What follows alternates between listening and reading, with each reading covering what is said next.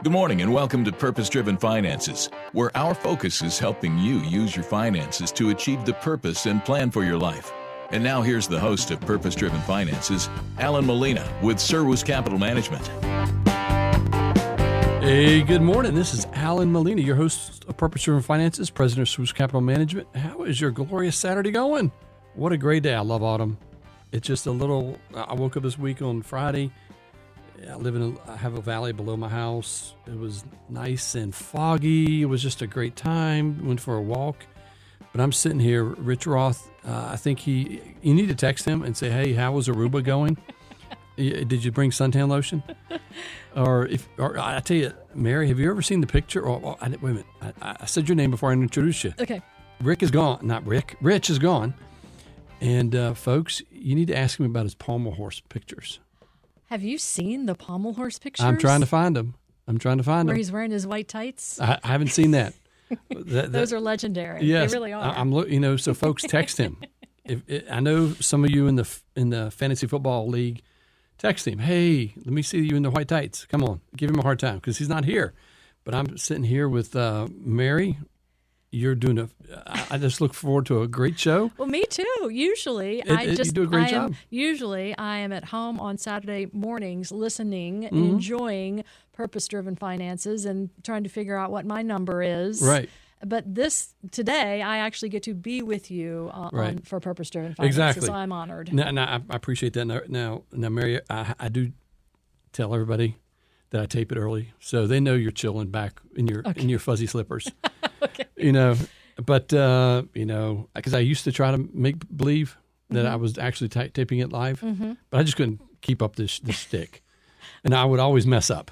And so, folks, it was like you were living a lie. It wasn't that. It's just I'm not that smooth. Okay. Too much to remember. Exactly. Okay. Because I'm living in Friday right now and trying to pretend that it's Saturday morning, drinking my coffee, and it just doesn't work for me. But at the time we are taping this, it's not less than 24 hours. It'll be on the air. Right. It's a blink. Exactly. Yeah. And so it's one of those things. So folks, Mary is in for Rich, and I thank you, Mary, for subbing for Rich. Happy to do it. And it's a great time. I've changed the show. We're going to talk about fractal geometry today. Oh, good. Okay. I feel much and more correlation is that. not causation, Right. Oh, yeah. All those grand things. No, I'm just kidding. Folks, what we're doing is we're going to do the first part of the show like we always do, talk about what's happening in the market, some newsworthy things. The second half of the show, we're going to talk about what's your number, savings and cash. I know it sounds real exciting, especially if you're like 75 years old and you're like, bro, I don't need to do a budget. But guess what? You do. And I'm not telling you need to have an Excel document like I do. You don't need to. We're both in the Rotary Force. Mm-hmm. We just did our great event, the Field of Honor. And if you're interested in joining the Rotary, give Mary a call or me. She's a better Rotarian than I am. I'm trying to be a better Rotarian. But, come join us. But that being said, our treasurer writes down every doggone thing in that little book. What's it called? Where you put your checkbook thing? All of those items. The ledger? The ledger. That's good. I didn't even know what it was because I haven't actually used one since like 1990. A long time ago. Yeah, the 1900s. Right, okay. Exactly. Because I'm like, this is not for me, bro.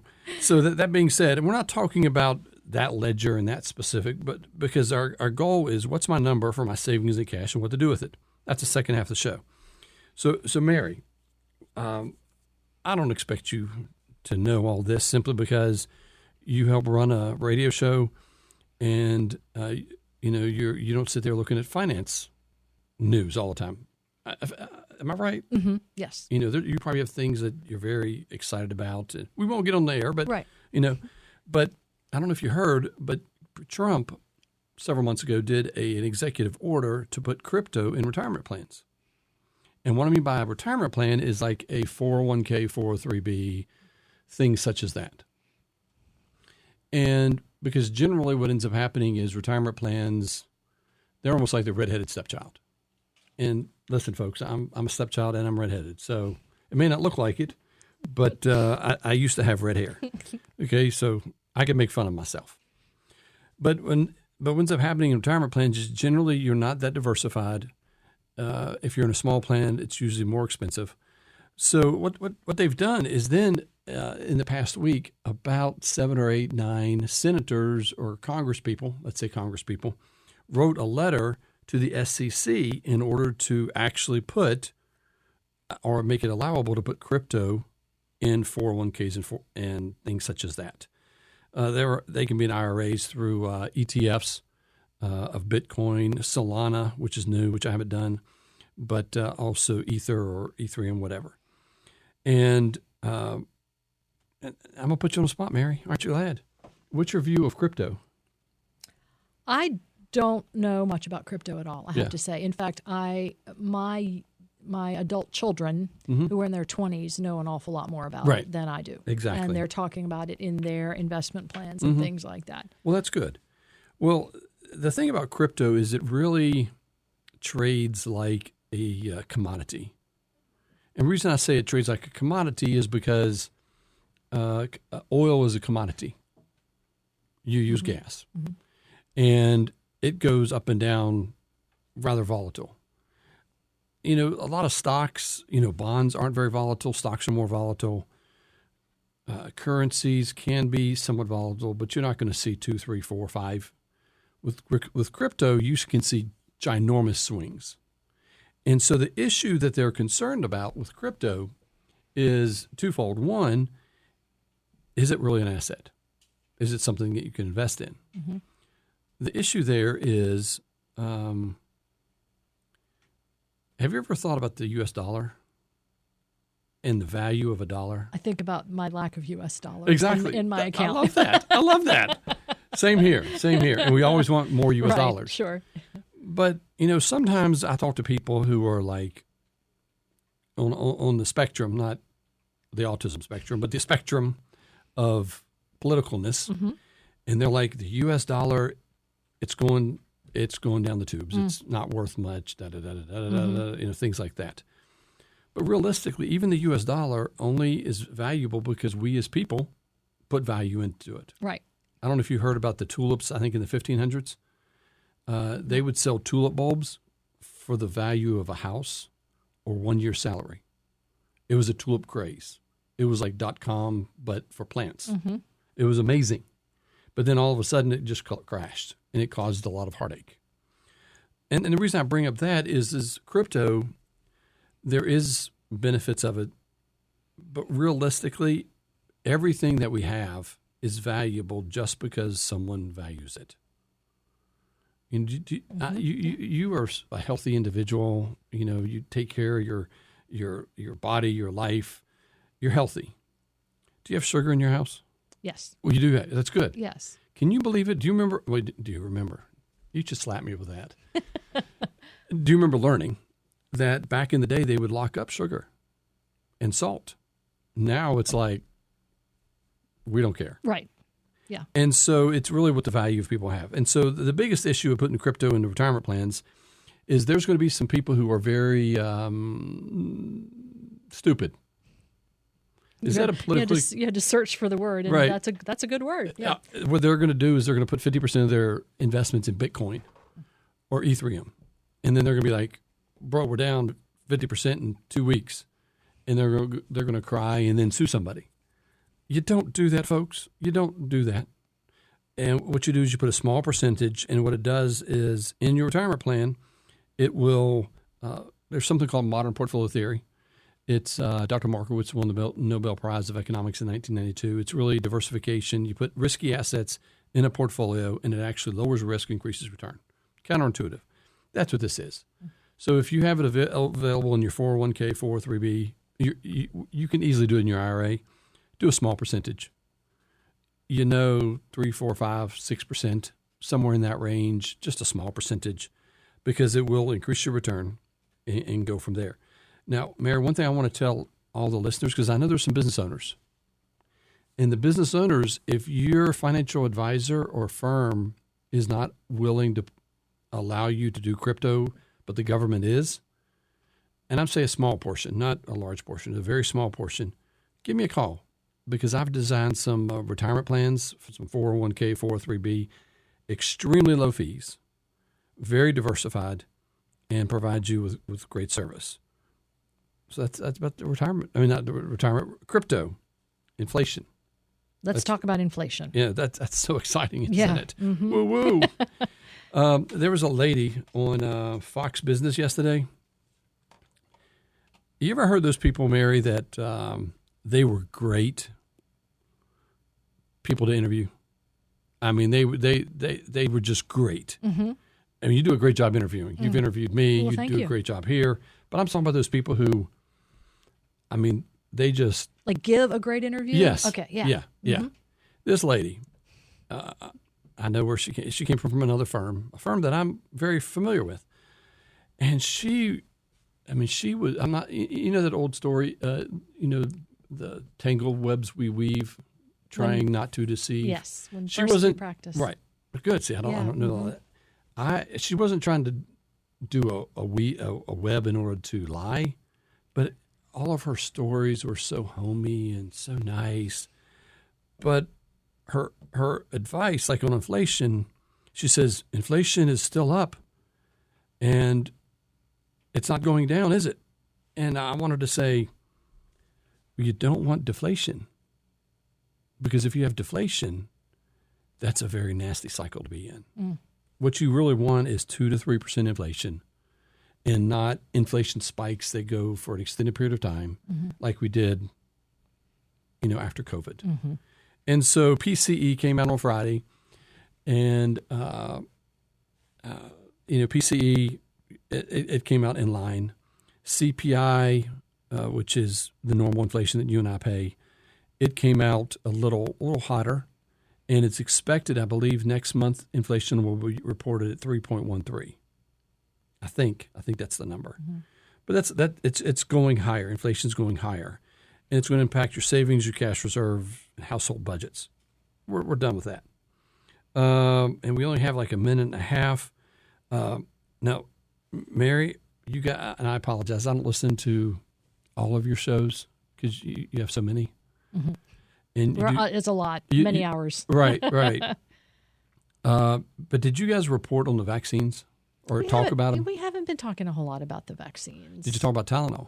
We did talk a little bit about Tylenol, right. Yes. And it's interesting. Did you see the tweet that Tylenol put out in 2017?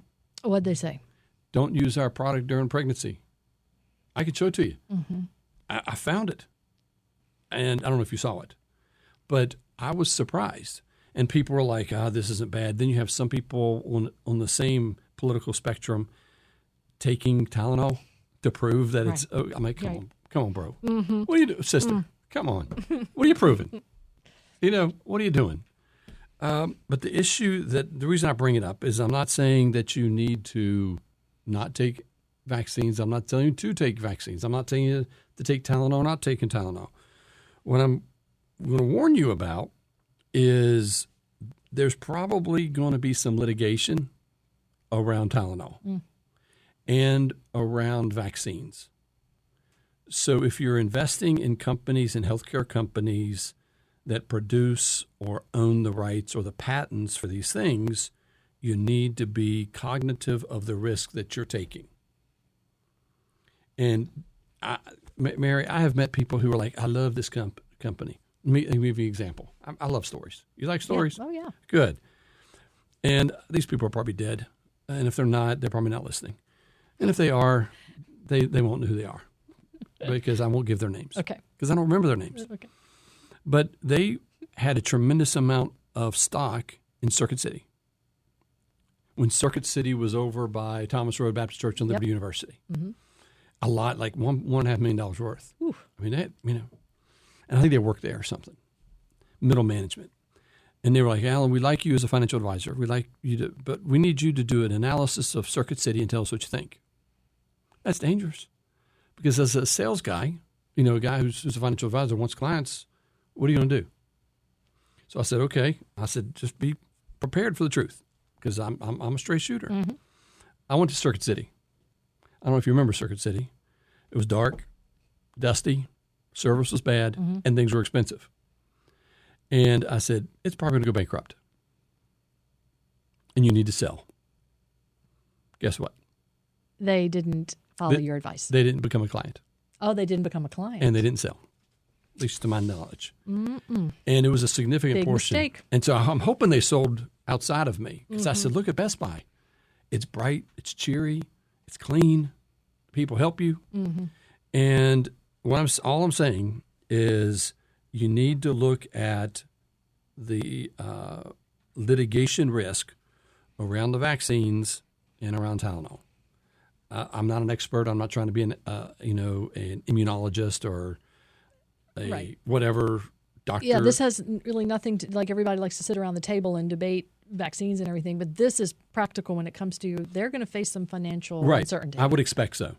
And, I heard some ancillary things that I haven't verified, so I need to, I'll share it next week about the company who had Tylenol.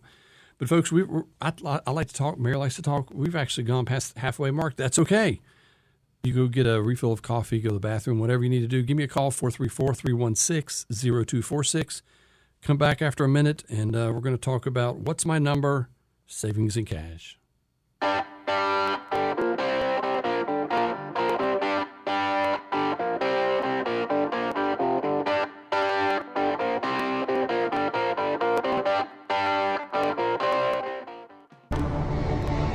Kids Carnival at TRBC is on Halloween night from 6 to 8 p.m. Come for a fun-filled evening of carnival games, trunk and treat, free candy, inflatables, and fun. Food trucks will also be there. Yes, you can wear your costumes. We ask that Halloween costumes are modest, not scary, not creepy, and appropriate for all ages. The fun begins at Thomas Road Baptist Church, so come by October 31st from 6 to 8 p.m. for Kids Carnival. For more information, visit trbc.org. This is Allan Molina with Spruce Capital Management. Let me hit you with a question. What's your number? Not your lucky number, not even your Jersey Mike sub number. I'm talking about the number you need to retire, to be free, to stop working because you want to, not because you have to. Most people don't know it, and that's dangerous, because if you don't know your number, you're guessing with your future. I know my number, and you should too, 434-316-0246. Call me, and together we will find your number.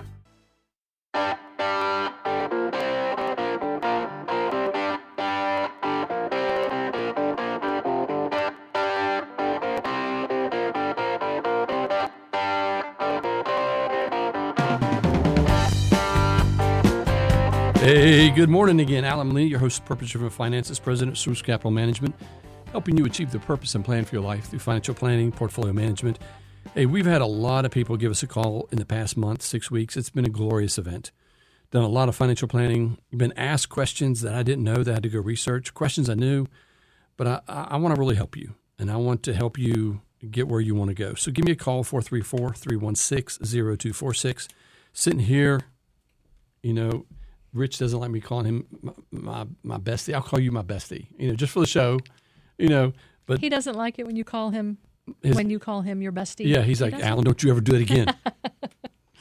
No, I'm honored to be called your bestie. We're bestie for the show, but Mary's sitting in for Rich. He's, ask him about his pommel horse pictures. Give him a hard time. Okay. Missed you, bro.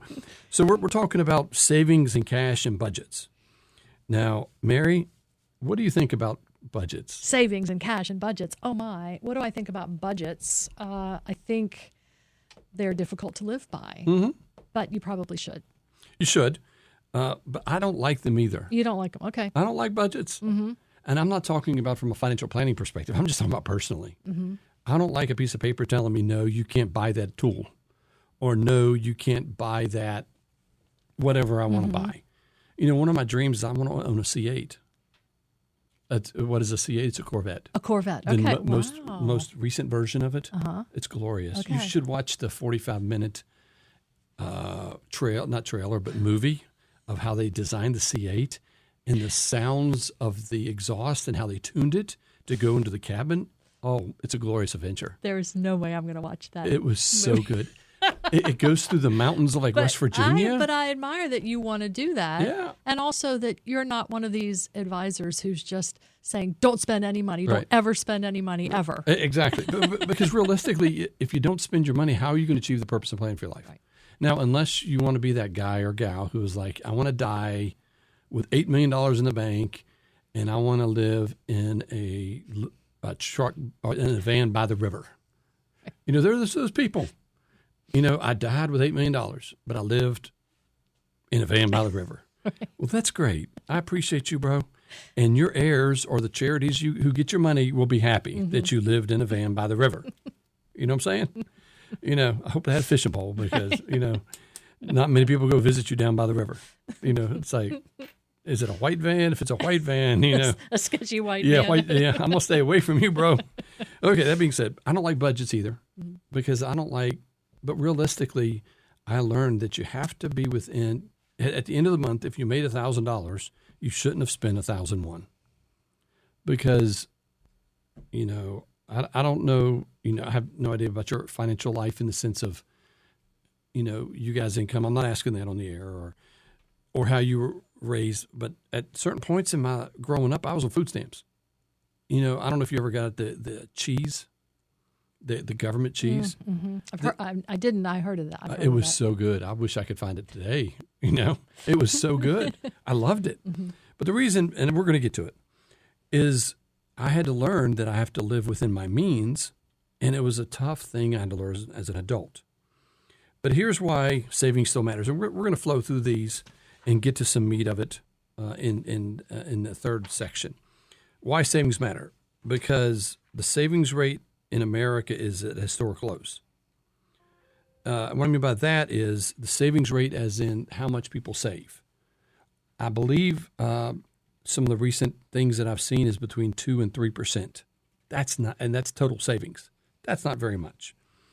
And what it does is it provides margin, security, and peace of mind. And then on the emotional side, it creates less stress, more freedom for when you have a buffer. Mary, one of my things that I share with clients about an emergency fund is we all love contractors. You know, my wife really likes a contractor when they do the work and I don't. You know, it gets done. Yep. It gets done. It gets done right. But one of my things I share with clients is if you are driving down the road, say 460 or 221, and you didn't know that a contractor had a bag of nails or a box of nails and his tailgate was down and he or she went around the corner and the box went out and there's a whole box of nails and you don't see the nails and now you need 4 nails. Not 4 nails, 4 tires. That's an emergency that you can't go to your insurance and say, listen, I ran over. They're not going to replace it. So you need, and you drive a nice car. I don't know if you've gotten tires recently, but they're stinking expensive, you know? And so you need to have an emergency plan. And then also when you look at cash flow and livelihood, your income versus your expenses. And this is the real number what every family needs to know. I just met with a great family this week and talking about, we're talking about planning in case the husband passes away. And so what we need to do is come up with a budget for what the family spends to figure out not every jot and tittle, not every line by line, but to see how much you're saving, how much you're growing, and then figure out those things that can be cut if life happens. Because you know the old story, you know the old thing, Mary, I know you do. When hits the fan, you know, I like to say when life hits the fan, you're covered in life. Because realistically, you know, if you're on the farm and it hits you and you're covered in doo-doo, you just take a shower. I wish sometimes in life I could just go take a shower and that life problem is gone. That would be nice. But that's not the way it is. You got to deal with it. And so, you know, the cash flow reveals because I think it's a good analysis because, you know, Mary, you and I aren't teenagers anymore. And so you and I have budgets. But a lot of times we don't know where our money leaks. And I had a client who was like, I make good money. I don't have any money left over. He gave me permission. I went through 3 months of transactions, and 30% of his money was going to convenience stores. Really? Not only for gas, but he's like, I want some Little Debbie's. Yep. Or I want a Gatorade or this or that or whatever the drink is. What ended up happening was 30%, and he's like, that's got to change. It enables you to make changes. And aligning your spending with your purpose. Mary, is there anywhere that you want to go in the world? A big trip? Yes. Okay, let's be vulnerable here. Where you want to go? And I'll tell you where I want to go. the next trip I would like to take, I want to go all over the world. Yeah. The next trip I want to take is to England, to my husband's family's cottages there. That's pretty cool. And go and do a big trip of Great Britain. Do they still own the cottages, or they do? It's all his cousins, and he's never met them before. Hopefully that dude or dudette. So it would be like a big birthday trip in a few years. It's cheaper because you can say, "Hey, cousin." That's true. We could stay there. Yeah. Or just look at them and say, I'm staying over here in this castle. But, I want to go to the Amalfi Coast. Oh, nice. Yeah. But I'm so cheap.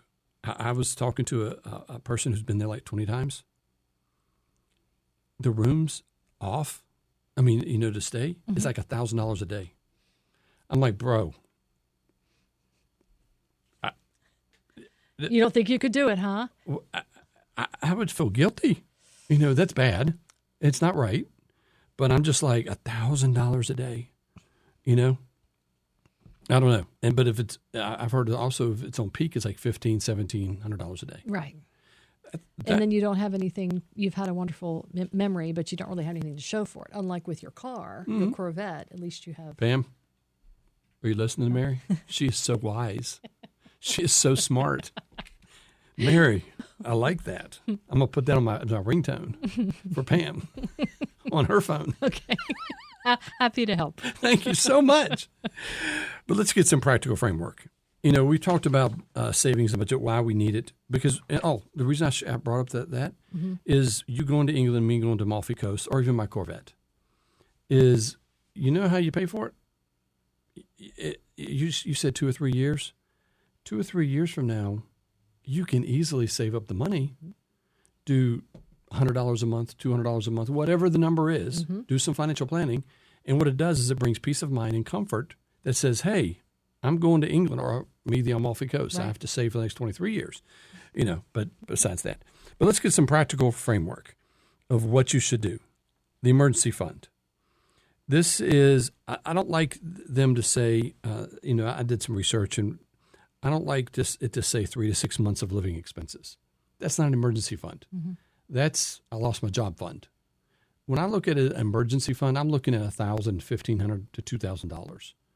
That way, if your washer dryer go out, if you need 4 new tires, it's not an issue. You got the money, it pays for it.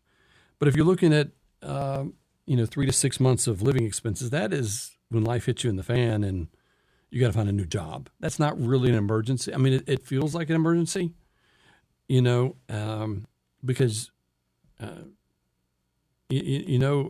recession is when bad things happen to your neighbor. A depression is when it happens to you. Right. That's a depression thing. Number 2, buckets of savings. Now, Mary, one thing that I have found with people is they'll have the $1,000 for emergency funds, then they'll have a big retirement. But where they lack the money is in the middle of investments in order for like a long-term, like 2-3 years out or 4 years out, or just savings for a new car, or just they don't build their net worth in the middle. Also look at your cash flow systems, things such as that. Folks, there's several other things we didn't get to, but give me a call at 434-316-0246. There's questions that Mary was going to ask me she couldn't. What's a mistake people make with savings? How can you convince someone to track their cash flow? Is there a number of people we should aim for? We don't have time for that. So if you want to answer those questions, give me a call, 434-316-0246. Help me help you achieve the purpose and plan for your life. You have a blessed weekend, and I'll talk to you next week.